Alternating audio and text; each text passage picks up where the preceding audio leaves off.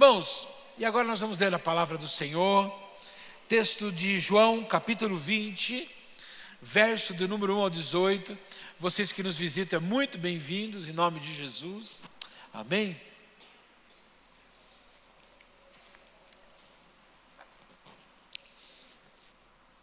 João, capítulo 20,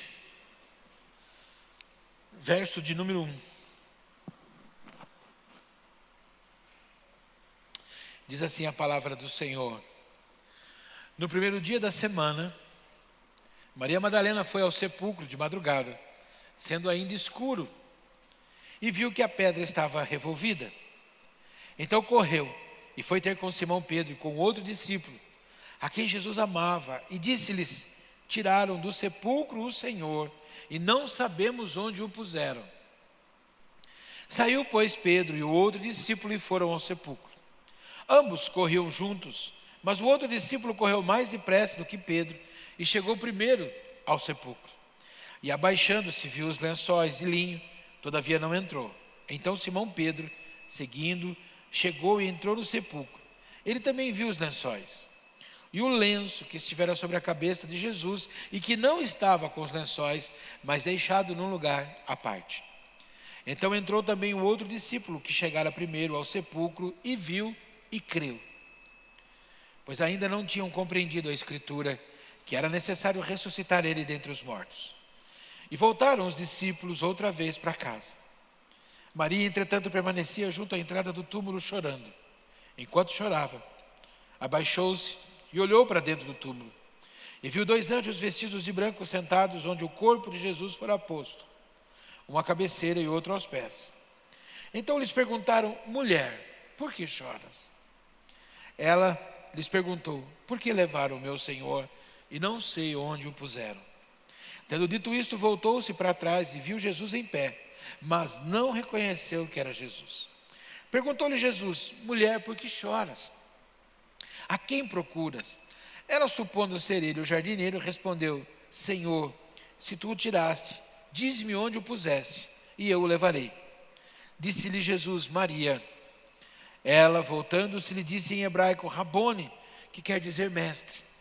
Recomendou-lhe Jesus: não me detenhas, porque ainda não subi para o meu Pai. Mas vai ter com os meus irmãos e diz-lhes: subo para o meu Pai e vosso Pai, para meu Deus e vosso Deus.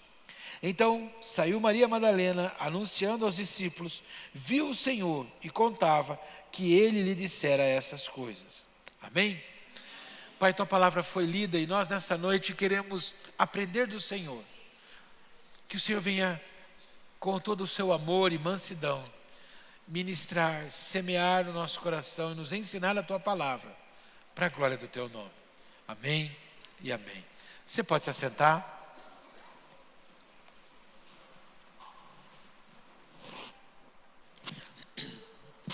Hoje, domingo de Páscoa, de uma certa forma, fica até um pouco mais fácil a gente meditar nesse texto, porque ele está fresco na nossa mente, através das danças que foram feitas hoje, sexta, e do teatro. Então quem estava aqui vai talvez ter essa mesma facilidade, porque enquanto eu lia esse texto, preparando hoje de manhã e agora, vem na nossa mente as cenas. E uma coisa que a gente começa a meditar quando a gente olha as reações de Pedro, de João e de Maria, é a capacidade que as pessoas têm de entender uma situação, um processo, uma informação. Nós temos capacidades, nós somos feitos todos imagem e semelhança de Deus. Deus não faz acepção de pessoas, mas cada um de nós tem uma maneira de enxergar as coisas e uma maneira de assimilar a informação.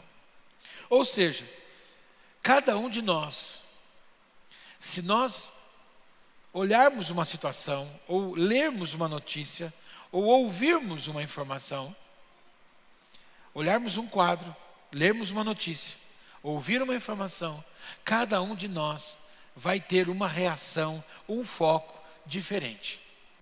Hoje em dia as crianças talvez não brinquem mais disso, mas quem brincava de telefone sem fio aqui? Quando era garoto. A gente sentava na calçada com a molecada e falava uma palavra aqui. Então falava uma palavra ou uma frase. Chegava na outra ponta de que maneira? Completamente diferente.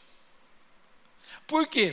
Porque nós ouvimos e às vezes assimilamos de uma maneira errada ou incompleta.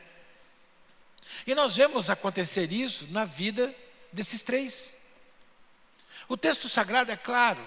Domingo de manhã, primeiro dia da semana, Maria Madalena foi lá com especiarias, com aloés, para embalsamar o corpo de Jesus. Uma técnica que eles haviam trazido desde os dias do Egito, para poder preparar o corpo para o sepultamento. A primeira coisa que eu percebo nessa situação é o quê? Motivação. Em meio à dor, todos haviam perdido o chão. Embora Jesus tivesse avisado, reavisado, dito, confirmado, detalhado o que iria acontecer. Ó, gente, eu vou ser morto, vou ser crucificado, mas no terceiro dia eu vou ressuscitar. Só que diante desse quadro que foi a crucificação, dessa perda irreparável na vida deles, eles simplesmente se abateram, se entregaram. E além disso, ficaram reclusos, provavelmente no cenáculo, provavelmente na casa de Marcos, aonde foi feita a última Santa Ceia, para que ninguém os encontrasse. Eles estavam evitando circular, porque a preocupação deles agora é, partindo do princípio que Judas havia traído e entregue Jesus, quem poderia garantir a sua segurança, caso as autoridades, tanto judaicas quanto romanas, quisessem pôr fim àquela linha de pensamento que tinha surgido, porque ela era acompanhada de muitos milagres. Eles ainda não haviam sido revestidos do poder e da autoridade do Espírito Santo. Eram homens ainda comuns, num processo de conversão. Então eles tinham medo. Mas Maria Madalena não. Maria Madalena tinha algo maior dentro dela, que a gente vai ver aqui. E essa força maior que ela tinha fez com que ela tivesse disposição e arrumasse a agenda. Presta atenção uma coisa que você vai aprender aqui. Não existe falta de tempo, existe falta de prioridade. Quando eu quero fazer algo para Deus, eu arrumo tempo, porque eu dou prioridade. Tudo que eu faço na minha vida, tudo que você faz na sua vida, é porque você dá prioridade. Se você não der prioridade, você não faz. É para Deus, é para a família, é para a sua vida. Em todas as áreas, profissional, familiar, mas na vida espiritual. Essa máxima, ela existe de uma maneira muito forte. O meu nível de prioridade é o que vai fazer com que eu realize coisas. Porque entendamos isso, Jesus morreu num dia antes do sábado. E agora vai uma explicação para você. Jesus não morreu na sexta-feira. Jesus morreu na quinta. Na quinta. Cadu, faz a conta comigo. Ele disse que ele ia ressuscitar quando? No terceiro dia. Como que ele ia ressuscitar no terceiro dia, se ele morre na sexta, fica enterrado na sexta-feira, na sexta, no sábado, é um dia. No domingo, 2 dias. E aí ele ressuscita. É que, preste atenção, havia, naqueles dias, naquele calendário judaico, o sábado, que é igual ao nosso, no sábado. Porém, havia a Páscoa. E um dia antes da Páscoa, era sábado. Era o Shabá da Páscoa. Então, quando Jesus morre, ele fica enterrado no sábado e no Shabá da Páscoa, que dá um dia a mais para poder dar os 3 dias. Você está entendendo? Acontece que lá atrás, quando montaram o calendário, eles convencionaram isso para o calendário romano, na sexta-feira. Pastor, mas isso está certo? O que eu sei que está certo é uma coisa: é eu aproveitar esse calendário para pregar o nome de Jesus, para vidas serem salvas, para eu lembrar o que Jesus fez por mim, para eu me alegrar com a ressurreição, para eu me fortalecer na fé e também vidas serem alcançadas. Amém? Esse é o objetivo. Mas por que eu estou falando tudo isso? Porque esse sábado o judeu guardava, estava tudo fechado, e Maria Madalena não tinha na casa dela um estoque de produtos para embalsamar morto. É algo que se comprava quando precisava. O que eu aprendo com isso? Que quando anoiteceu no sábado, ou amanheceu às 4 horas da manhã, 5 horas da manhã, Maria Madalena, junto com Maria e Salomé, saem de casa e vão lá na loja, na perfumaria, no armazém, aonde tinha, cujo dono morava em cima, e bateram na porta dele. E disseram: nós temos um corpo para embalsamar, e nós precisamos que seja agora. E elas compraram. Provavelmente, talvez tenham pago até mais caro, por ser fora de hora. O que eu aprendo com isso? Com esse ato de Maria Madalena? Que aquilo que eu dou prioridade, eu faço. E ela deu prioridade em cuidar do seu Senhor, em cuidar do seu mestre, em cuidar, porque ela mesma diz, Rabone. A partir do momento que ela, por que ela fez isso? Porque o próprio texto sagrado diz que Maria Madalena havia sido liberta de 6 demônios, 7 demônios. E aí é que entra uma coisa que faz com que eu tenha o meu nível de relacionamento com Deus.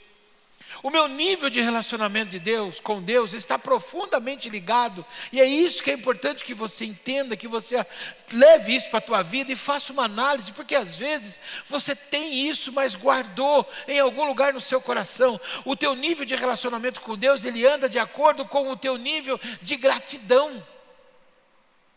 Quando você entende a salvação, Jesus morreu na cruz por você, morreu pelos seus pecados. Se você conversar com um monte de gente na rua e perguntar por que é a Páscoa? A Páscoa é para lembrar da morte de Jesus. Por que Jesus morreu? Ele morreu pelos pecados da humanidade. Ele morreu pelos meus pecados. Então você vai para o céu? Não sei. Por quê? Porque isso é algo que é ensinado ao povo, porém não detalhado, não orientado, não explicado. Então a pessoa cria aquilo que nós chamamos de um jargão. Ela fala, mas não sabe o que está falando. Mas quando ela tem uma experiência verdadeira com Jesus, quando você encontra Jesus na sua vida, quando você tem uma experiência sobrenatural, em que você entende que aquela inundação dentro do teu ser, da água do Espírito, do poder de Deus, te convencendo do pecado, do juízo, da justiça, como diz o apóstolo Paulo, aquilo vai transbordando dentro de você. E aí, como me ensinaram lá atrás, é como um vaso cheio de coisas, de poeira e de sujeira dentro. A água vai entrando e aquilo vai crescendo, vai aumentando o nível da água dentro do vaso, de maneira que ele transborda. E quando ele transborda, toda sujeira, toda poeira, todo entulho é jogado fora e começa-se tudo de novo. Nasce uma nova criatura, começa uma nova história. Todas as coisas foram ficadas para trás. Aquilo que era velhos hábitos, velhos conceitos, velhas manias, foi ficado para trás. Nasce uma nova criatura. Eis que tudo se fez novo. Isso é salvação. Isso é algo sobrenatural. Isso tem que ter uma data no seu calendário. Esta semana, 15, 17, 18 de abril, há 39 anos, foi quando eu tive essa experiência. Eu saí de uma reunião de oração, falaram para mim, há duas semanas antes eu tinha aceitado Jesus, numa oração de confissão, de boca, pedido para Jesus escrever meu nome lá no livro da vida. E aí, pastor, nada aconteceu na hora. Mas eu abri meu coração, na minha sinceridade. 2 semanas depois, saindo de uma segunda reunião de estudo de Apocalipse, que nós fazíamos de terça-feira. Eu comecei a fazer, me convidaram, nós vamos estudar Apocalipse. Apocalipse, pastor, Apocalipse. E começamos. Eu saí, era a casa de uma família, num edifício no centro de Rio Claro, num apartamento. Eu saí, e eu morava a 3 quilômetros de distância, eu ia tomar um ônibus. Eu andei 100 metros, e nesses primeiros 100 metros, eu ousei perguntar, e aí talvez você essa noite possa ser esclarecido, porque eu disse para as pessoas que me evangelizavam: vocês dizem que Deus fala com vocês. Eu perguntei para Deus e Ele não me respondeu nada. Sabiamente, uma dessas pessoas, uma jovem disse para mim: Ele não vai falar com você, Deus não vai falar com você. Aí aquela hora eu me senti diminuído. Eu falei: por quê? Porque Deus não fala se não for filho. Presta atenção, ela me disse. Se você não falar com Jesus, Jesus disse: ninguém vem ao Pai senão por mim. Então, se você não falar com Jesus e entregar o seu coração a Jesus, a ponte não se completa. E aí sim, você vai falar com o Pai. Primeiro com o Filho, depois com o Pai. E eu caminhando na rua disse: Senhor, pela primeira vez, com sinceridade, com um leve entendimento, eu disse: Senhor, sozinho, 9:30 da noite, quase 10 horas. Senhor Jesus, o que eu preciso fazer para poder ser salvo? Irmãos, eu acho que eu senti um pouco, uma fagulha do que Maria Madalena sentiu aquele dia. Pela primeira vez, e louvado seja Deus que isso continua, eu ouvi o Senhor falar comigo. Ele me respondeu: o que eu preciso fazer para você me receber? Porque eu já fiz tudo. Quando ele falou eu já fiz tudo, eu não tive uma visão, mas no meu entendimento eu enxerguei o Calvário vazio, as 3 cruzes vazias. E ele disse: eu já paguei o preço. Quando ele falou aquilo, eu tremi por dentro e segui chorando no meio da rua. Esqueci do ônibus e por 3 quilômetros eu fui chorando até a porta da minha casa, arrependido pelos meus pecados, arrependido por não ter reconhecido o Senhor durante aquele tempo. Por isso que eu tenho muita paciência. Pregaram para mim por 1 ano e meio e eu não me convertia. Ou seja, cada um tem o seu dia, a sua hora e o seu momento, mas o importante é que você tenha esse dia, você tenha esse momento guardado na história da sua existência, porque isso vai gerar em você um vetor de relacionamento com Deus. Por quê? Porque você vai, primeiro, nunca se esquecer quem você foi, de onde você veio e o que Jesus fez na sua vida. Amém. A partir desse momento vai acontecer em você o quê? Gratidão. Gratidão. O que moveu Maria Madalena? Gratidão. Maria Madalena despertava a cada manhã e dizia: eu sei que Ele me limpou, me salvou, eu sou livre. Eu era prisioneira, agora eu sou livre. Essa motivação, essa gratidão movimentou. E quando alguém é muito grato com Deus, ele movimenta a gente à sua volta. Salomé, vamos lá. Maria, vamos lá. Nós temos que cuidar do corpo, nós temos que fazer algo por Ele, porque Ele fez por nós. Nós sabemos que Ele vai voltar um dia, nós sabemos que nós temos a salvação. Ela não tinha entendido direito todo o processo. Nós somos limitados. Você pode não ter entendido todo o processo, mas existe o processo e Ele está fazendo na nossa vida. E Ele foi, e ela foi para lá. Mas o problema é como a gente assimila as coisas da nossa vida. Nós temos uma tendência às vezes a perder pontos de informação que são importantes. E foi o que aconteceu com ela. Quando ela viu o túmulo vazio, ela esqueceu que ele disse que ele iria ressuscitar, iria voltar. Porque ele não falou apenas para os 12 e apenas naquela vez, na Santa Ceia. Ele falou outras vezes. À noite, ele se assentava com os mais próximos, aquele grupo de 20, 25 pessoas. Eram os 12, mais alguns discípulos que chegavam, e mais as mulheres, como Maria Madalena, Maria, Salomé, Susana, mulher do centurião, a mãe dele quando estava junto. E ele falou. Quando ele morre, Maria, desesperada na dor da perda do filho do seu Deus e ao mesmo tempo do filho biológico, ela tinha uma posição diferenciada, ela embalou, ela amamentou, ela trocou Jesus. Junto com o seu marido ensinou ele a andar. Mas entendamos isso. Por algum momento ela talvez foi pacificada pela explicação e a promessa, e falou isso para Maria Madalena: ele vai ressuscitar. Mas tudo isso, o desespero, a falta de não poder suprir o seu sentimento de gratidão para com o Senhor, faz com que ela não lembre disso. E quando ela vê o sepulcro aberto, aquele sepulcro aberto, ela entende o quê? Roubaram o corpo dele.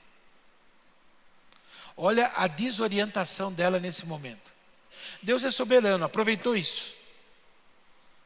Mas pergunto para você. Colocaram os guardas na porta do sepulcro, por quê? Porque o Sinédrio e os sacerdotes disseram ao Império Romano. Eles disseram que ele iria ressuscitar. Então eles podem dar um golpe e roubar o corpo. Tá. Então se alguém fosse roubar o corpo, segundo o pensamento das autoridades, seriam os 12. Mas Maria sabia que os 12 estavam escondidos no Sinédrio. Aliás, no cenáculo, na casa de Marcos. Então quando ela viu roubar o corpo, quem tinha interesse em roubar o corpo? Primeiro que o judeu não toca em mortos, por conta da lei. Somente parentes em caso de necessidade, que é o que ela ia fazer. Segundo, quem eram acusados não iriam fazer isso, estavam em casa. Mas quando ela enxerga, ela define uma situação. E aí é que está o seu problema, o meu problema, de qualquer um. É definir uma situação de maneira precipitada e interpretar algo de maneira errada. Quando você faz isso, você comete erros graves na sua vida. Você pode ser injusto consigo mesmo. Você pode ser injusto com alguém. Você pode limitar a sua vida. Você pode limitar a vida dos outros. Quando você declara uma máxima segundo o teu entendimento e que não é verdade. Roubaram o corpo dele. E aí ela sai correndo. Quando ela sai correndo, não diz que ela foi ao cenáculo. Diz que ela encontra quem Deus queria que ela encontrasse: Pedro e João. Por quê? Porque Deus tinha que trabalhar na vida desses dois. João, para poder escrever detalhadamente esse texto, porque só o Evangelho de João que tem esse texto. E segundo, Pedro, ele precisava de um conserto. Ele estava com a sua alma, além de abatida pela perda, entristecida, entrando já em depressão, porque ele havia negado o Mestre 3 vezes, como Jesus havia dito na ceia. E quando o galo canta, o olhar dos dois se cruzam no pátio da casa do sumo sacerdote. E aí Jesus olha para ele e fala: Pedro, eu te avisei, com o olhar. Então Pedro estava profundamente deprimido. E que se algo não acontecesse, Pedro poderia não ser recuperado. E Jesus sabia disso. A Trindade sabia disso. Por isso foi Pedro. Porque presta atenção, entre os 12, haviam 3 que o Senhor elegeu para trabalhar mais perto. Os 3 foram os únicos que viram Jesus no Monte da Transfiguração. Os 3 foram os únicos que viram a menina ser ressuscitada. E os 3 eram trabalhados de uma maneira mais detalhada, porque Jesus tinha uma estrutura sendo montada. Porque ele, embora tenha pregado para as multidões, curado as multidões, alimentado as multidões, ele sabia que com a morte, mesmo com a ressurreição dele, as multidões não iriam caminhar de maneira igual. As multidões precisariam ser coordenadas, conduzidas. Por isso ele chama e monta uma equipe. Essa equipe, os discípulos que agora estavam no processo de transição, de discípulo, de seguidor para apóstolo. Qual que é a diferença do discípulo e do apóstolo? Discípulo segue, apóstolo representa. Agora eles estavam sendo transferidos de posição, seriam promovidos com o Espírito Santo sobre suas vidas, ali em Atos capítulo 1. Eles seriam promovidos à posição de apóstolos e como igreja apostólica iriam desenvolver a igreja. Presta atenção, sabedor disso, o Senhor cria uma situação em que Maria vai até o encontro deles. O problema é que os dois, também ouviram Jesus explicar. Aliás, talvez até mais vezes do que Maria Madalena. Eu vou morrer e ao 3º dia eu vou ressuscitar. De posse dessa informação, crendo que Jesus era o Messias, o Filho de Deus, que haveria de vir, que haveria de ressuscitar, Maria Madalena chega e fala para eles: eu fui lá para cuidar do corpo, e o corpo não está lá, porque roubaram. Toda a orientação, toda a explicação, todo o ensino cai por terra. E os dois compram a ideia. Como que o senhor fala isso? Simples. Pedro, João, roubaram o corpo. Se eles tivessem trazido, se eles tivessem feito aquilo que Jeremias fala, vamos trazer à memória aquilo que me dá esperança, ele teria dito assim, um deles poderia ter dito, talvez Pedro, mais velho, mais equilibrado, mais experiente: Madá, calma, filha. Não roubaram, não. Ele ressuscitou. Ele falou que ia fazer isso. Vamos fazer uma coisa agora? Vai lá na loja, vê se você consegue devolver esses perfumes e vamos lá para o cenáculo, porque a gente vai se encontrar com ele. Não seria muito mais prático? Muito mais lógico? Mas qual que é o problema da humanidade? Nós somos dominados pelos nossos olhos. Nós somos dominados por coisas que nós vemos e por pontos que nós ouvimos. E quando isso é jogado na nossa mente, o que a gente faz? A mentira vira verdade. O engano vira razão. Por isso que vidas estão sendo destruídas por pequenos vídeos na internet. Porque toda uma história de um empreendedor, de um empresário, de um pai de família, de uma mãe de família, pode acabar com uma frase que é dita por alguém que viraliza na internet. Maria Madalena chega para Pedro e João e fala: o sepulcro está vazio, roubaram o corpo, levaram o Senhor. Vamos lá. Por quê? Porque roubaram. E o que ele tinha pregado? E o que ele tinha ensinado? Aí leva isso para a tua vida. Quantas vezes uma notícia, uma informação de alguém que perdeu a visão, porque ela era crente como eles, perdeu a visão, perdeu o discernimento por aquele momento de dor, de aflição que ela está vivendo, pela precipitação de uma conclusão, ela chega e te joga uma máxima, uma situação, você pega aquela situação e fala: é verdade, e você se esquece de todo um período de uma vida de comunhão que você tinha com Deus e que Deus tinha te dado direção, palavra de paz, palavra de orientação, consolo, estruturou você para uma vitória, para aquele momento. E o que você faz com isso? Você perde. Por quê? Porque um aloprado chegou para você e falou algo e você comeu a informação. Não é bem assim. Filho, você é melhor que João e Pedro? Eles tinham jantado junto naquela semana. 3 dias, 4 dias antes eles tinham jantado. Dias antes, Jesus, uma semana antes, Maria Madalena, obrigado, Jesus, porque o Senhor não deixa a gente confundido. Até que ponto?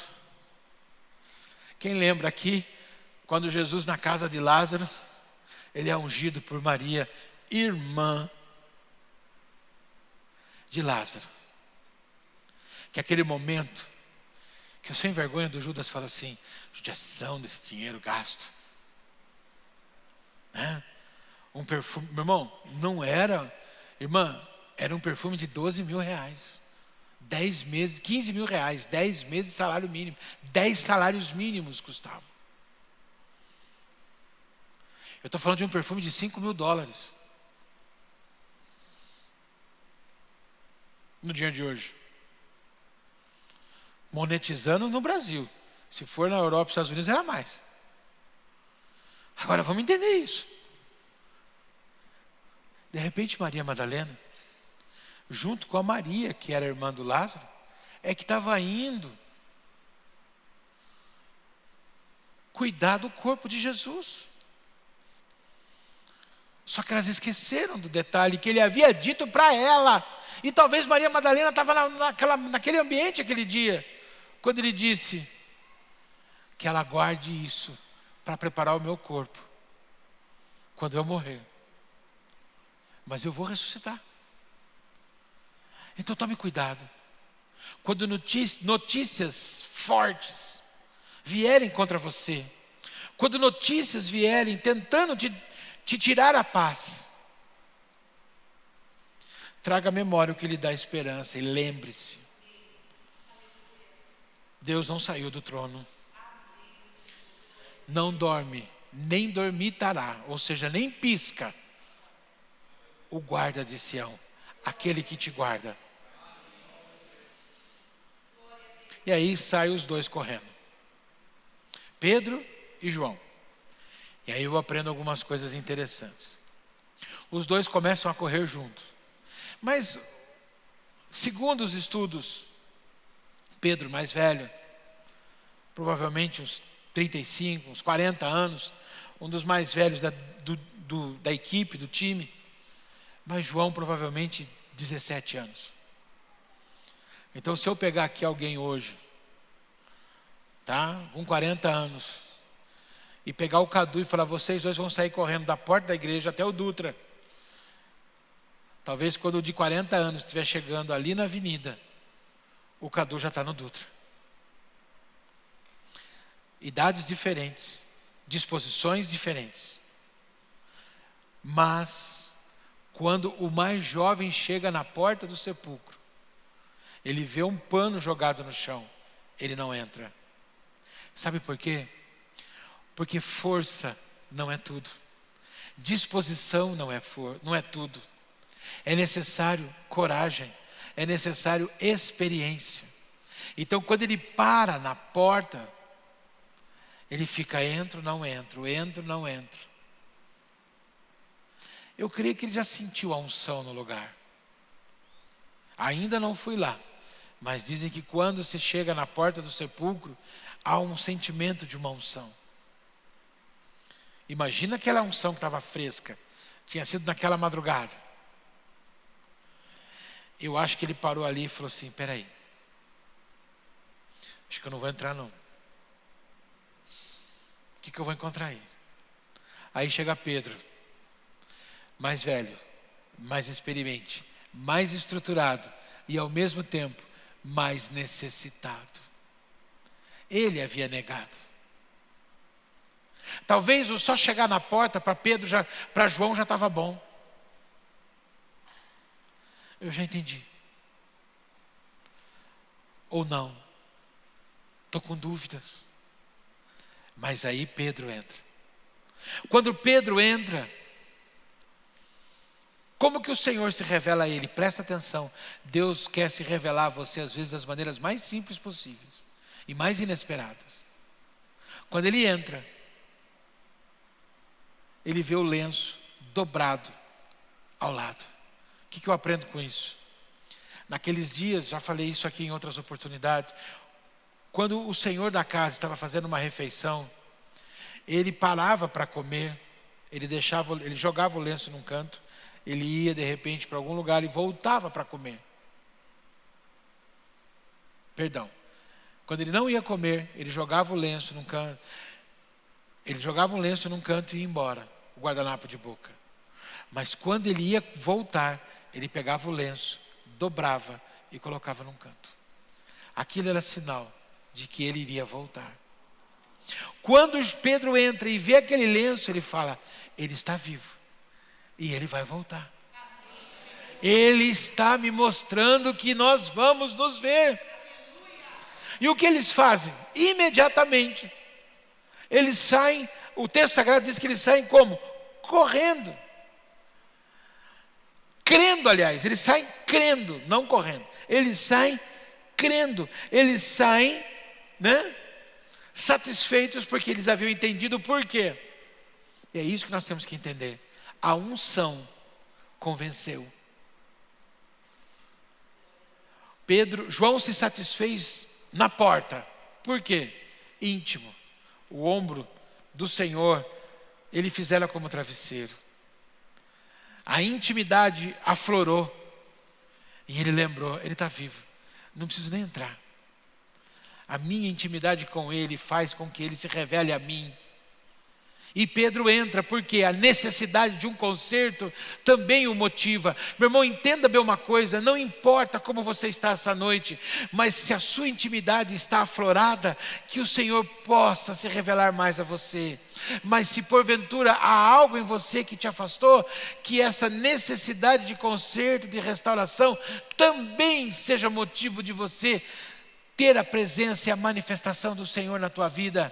E se a gratidão por tudo que Ele fez, como de Maria Madalena, também te motiva, que seja essa a motivação. Por quê? Porque a Maria Madalena não foi embora. Deus vai se revelando, o Senhor vai se revelando de acordo com a minha capacidade, com a sua, com a nossa. E a Maria Madalena ainda estava atordoada. Por quê? A mulher é mais emotiva. E Maria Madalena chorava. Alguém aqui chora de olho aberto? Já parou para prestar atenção nisso? Não existe a pessoa que chora de olho aberto. Quando você chora, você faz o quê?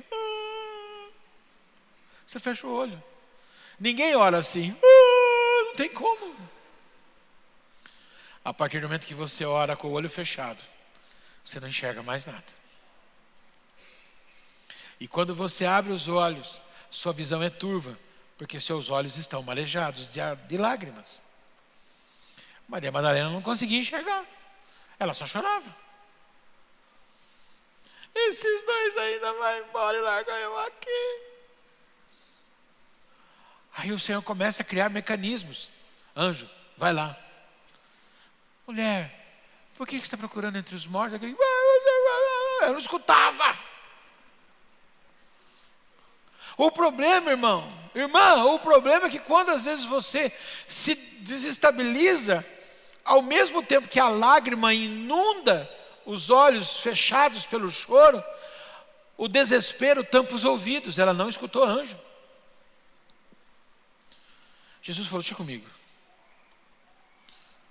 Mulher, por que você está procurando entre os mortos aquele que viu onde eu colocou? Eu vou lá buscar. Imagina a cena.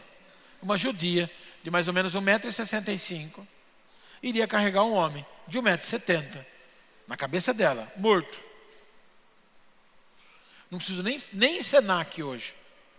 Como é que ela ia pegar Jesus no colo? Quantas vezes você acha que, segundo o seu entendimento, você vai resolver um problema que você não tem nem condição de começar a resolver?